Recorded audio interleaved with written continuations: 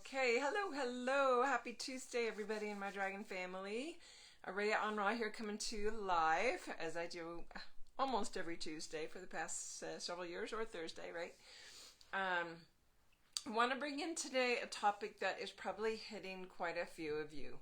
And we all go through it at different points in our journey. And with the new people in the group that are coming in, they like dragons, are not sure what to do with that. What does that mean if they start having experiences, or they've had someone tell them, oh, there's a dragon in your field, they've gone to a healer or a session of some kind, and they don't really know what to do, but they want to learn more.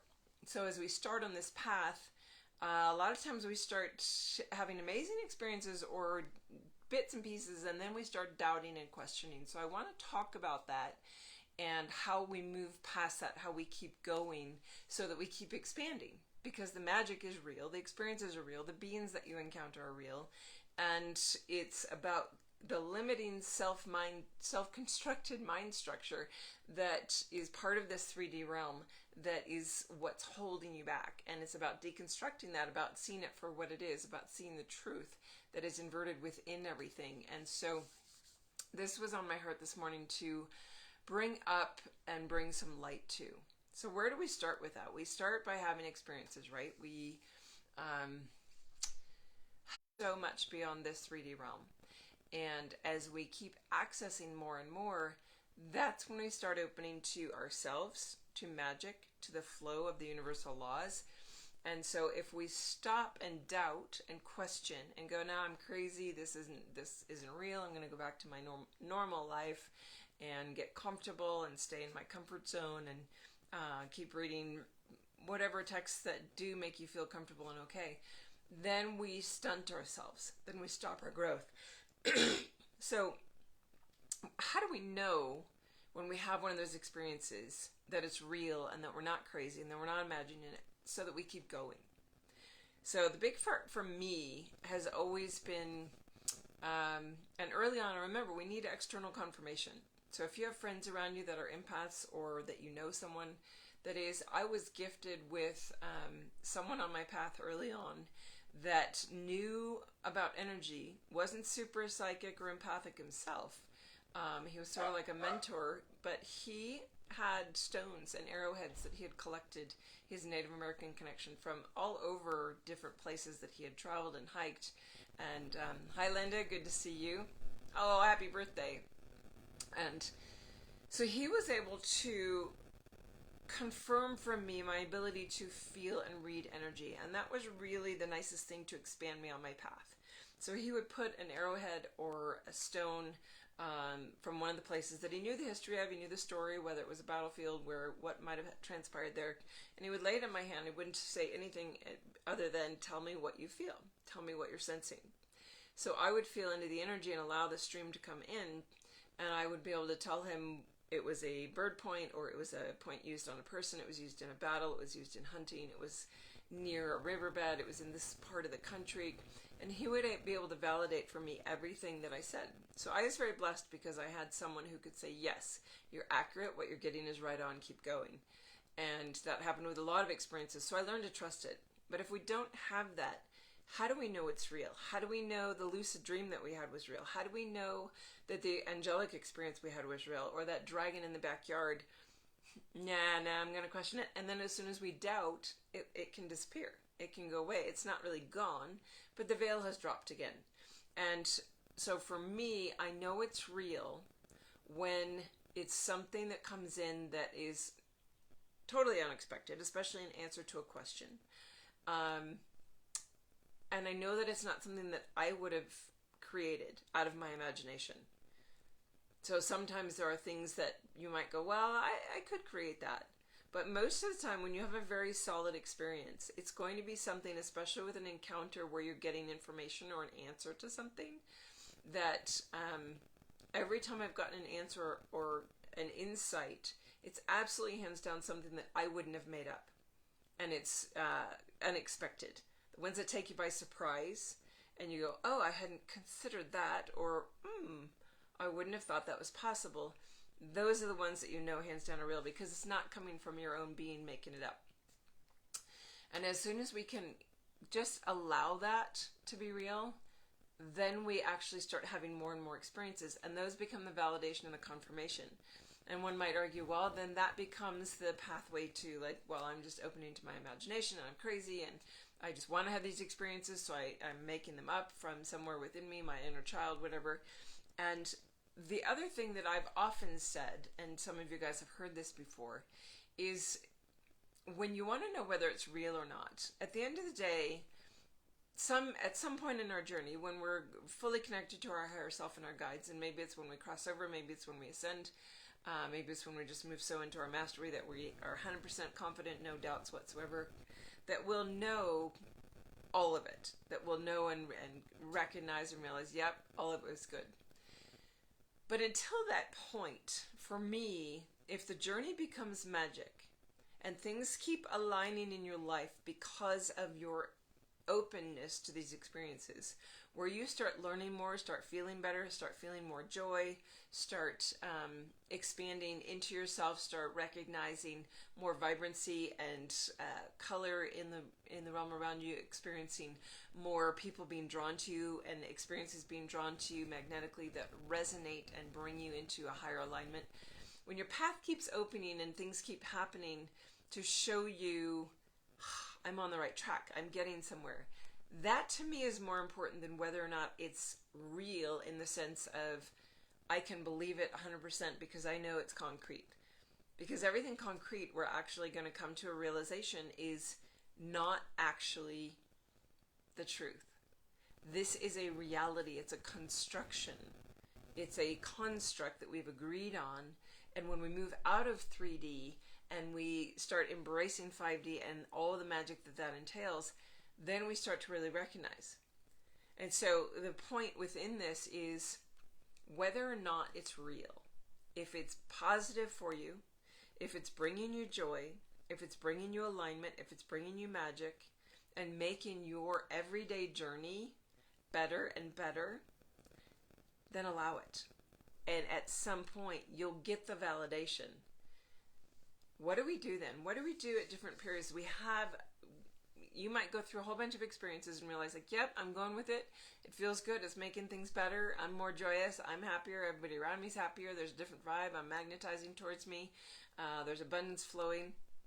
And then we get to this stage. That's our expansion. That's all these experiences that are bringing about growth. We're bringing in a higher vibration into ourselves. And then we get to sort of a roadblock or a place within us that we finally have to go through. It's been a barrier. It's been one of our big resistances or one of our big false beliefs. And it's finally time on our journey to work through that one. And that one might be so big and scary or so big and intimidating that we want to run from it. And in order to run from it, we have to say, well, I don't want to deal with that, so I'm going to turn back the other direction and say, well, none of this was real. I'm going to backtrack. And that's where our doubts come in. And doubt is this little guy in the back that says, no. I'm going to invalidate everything I had up to this point because I'm not willing to look at this out in front of me. So just recognize it for what it is. Allow yourself to work through it. And it's okay to have periods of doubt. It's okay to sit with that and sort of instead of negating and pushing all away, just allow yourself to put everything on a shelf. Say, you know what? I'm not going to send you away. I'm not going to backtrack and delete any of my experiences, thoughts, memories, confirmations. I'm going to put them right there. And I'm going to sit with it. Because especially if you journal, you're going to be able to look back at those experiences and reread them when you're in that doubt and go, oh my goodness, there's absolutely 100% no way I would have made that up.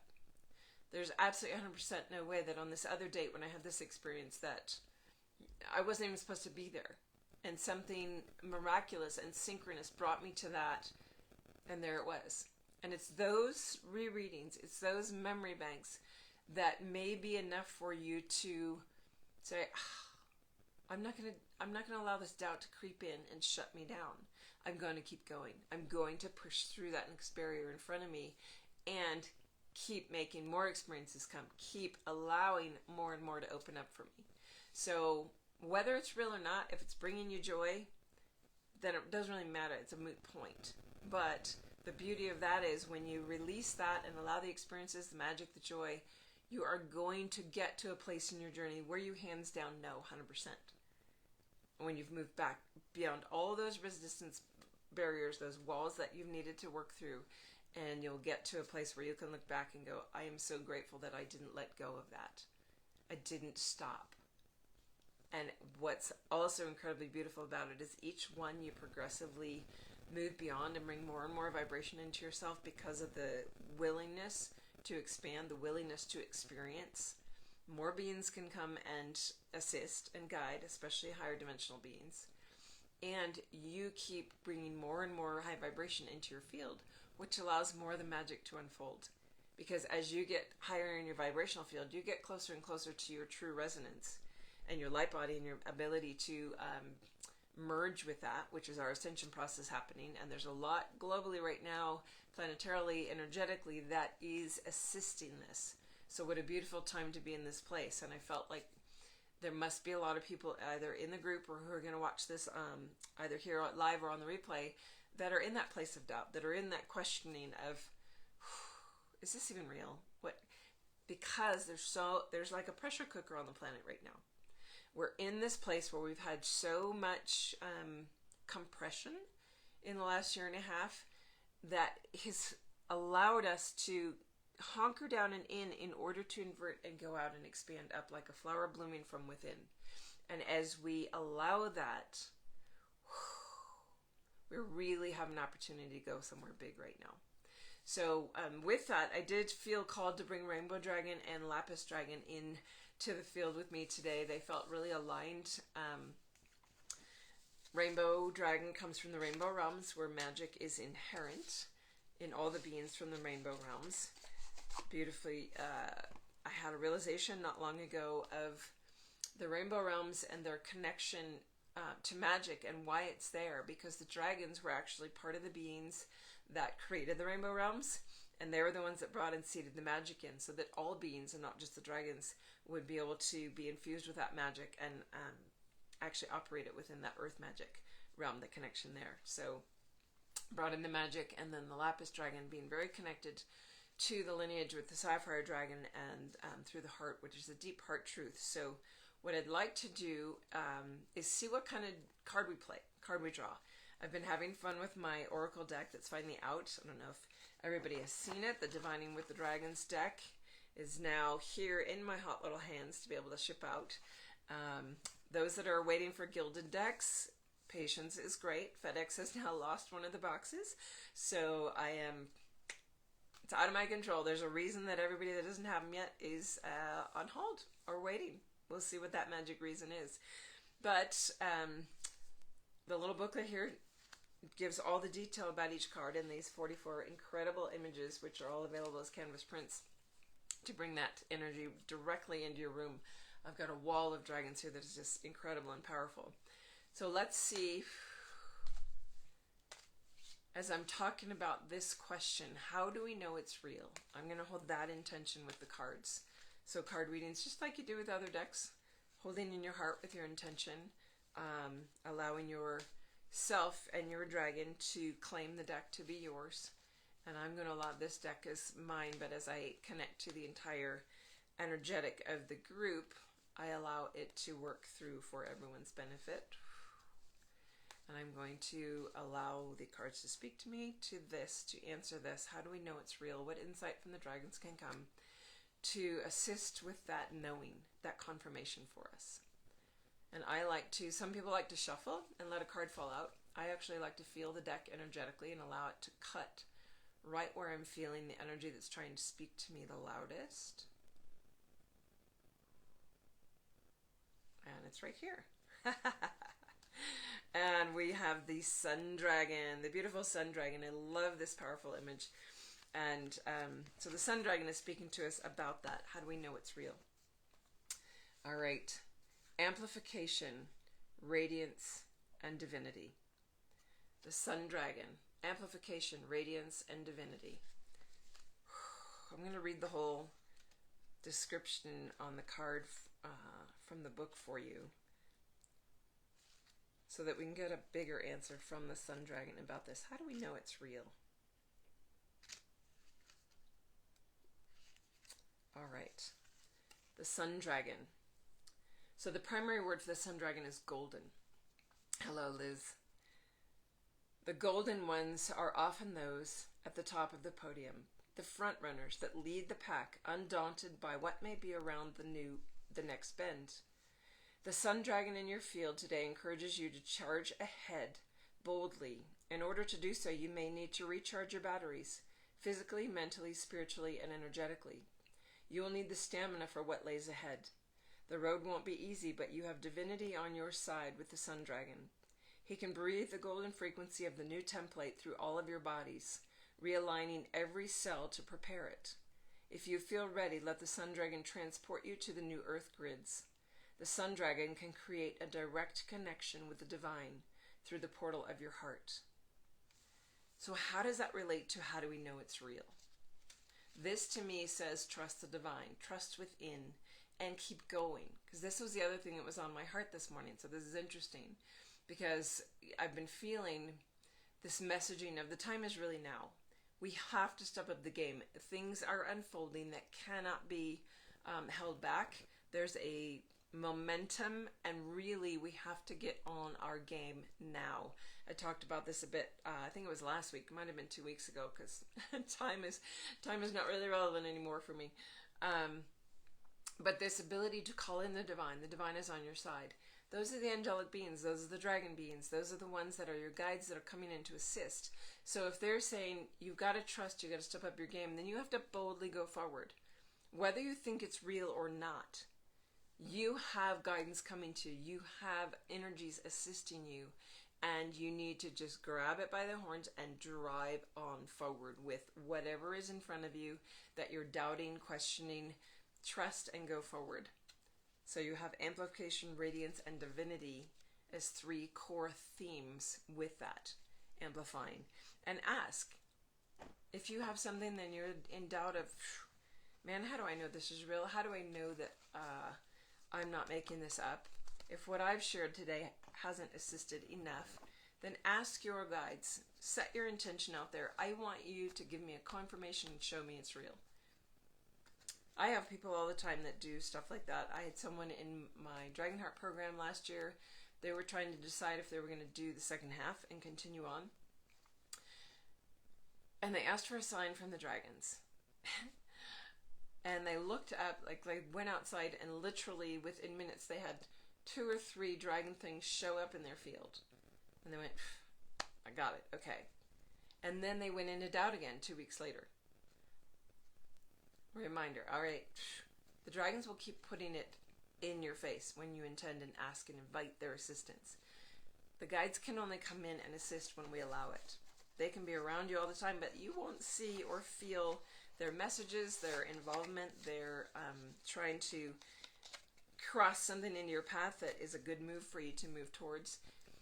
You won't feel it if you're being totally oblivious and have no intention to move forward. They can be there, they can be aligning things, but until you say yes from a heart space, I want to open to what my guides have to show me. Yes, I want to be led forward. Then they can't do anything. So, hoping that's an insightful and helpful message today.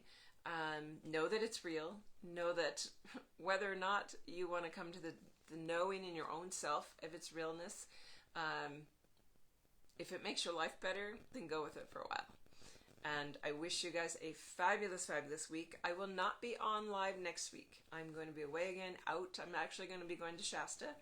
Going to be seeing if there's any work I need to be doing up there energetically, but also taking some reprieve and doing a nice little getaway for the end of summer. So no live next week, but I will be having someone checking in on the group, and I will, if I have a signal, checking posts and member requests and all that. So if you don't have your deck yet and you want to get one, they will ship as soon as I get back. Go ahead and send those orders through. And everything else that's there, you know, the canvas prints, the guided meditations, all of the beautiful pendants. This is one of the Andara pendants, and the Andaras come from Shasta, so I'm actually going to be looking up in the stone shops up there for some raw stones to see if I can get some more pendants made. So there are a couple left. I got one purple Merlin. I believe there's a pink one. I forget. There's 4 or 5 left that are on the site under the layer, under the jewelry pendants.